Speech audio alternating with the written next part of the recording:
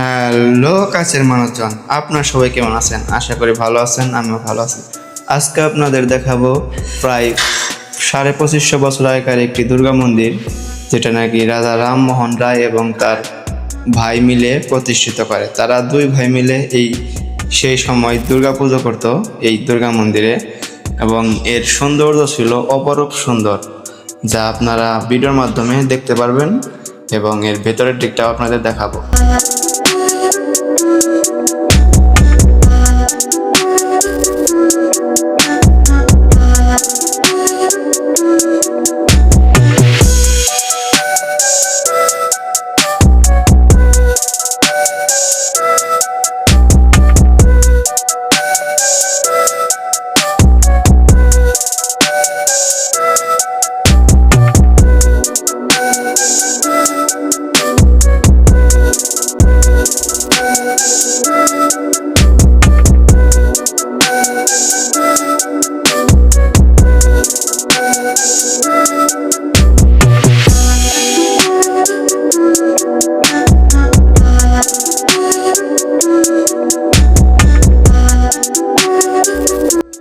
এখন আমরা চলে যাব রাজা রামমোহন রায়ের বাসভবন, যেটা নাকি এখানকার মানুষ জমিদার বাড়ি বলে চিনে, এবং এর পাশে ছিল একটি সুন্দর পুকুর, যেটা নাকি তারা সে সময় শৌচাগার হিসাবে ব্যবহার করত।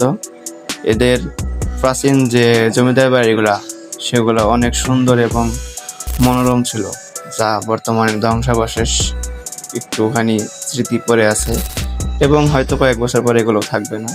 আশা করি ভিডিওটা ভালো লাগছে, এবং এরকম আরো সুন্দর সুন্দর ভিডিও দেখতে চাইলে অবশ্যই আমার পেজটা ফলো করবেন এবং সুন্দর সুন্দর কমেন্ট করে ভিডিওটা শেয়ার করে দেবেন। ধন্যবাদ।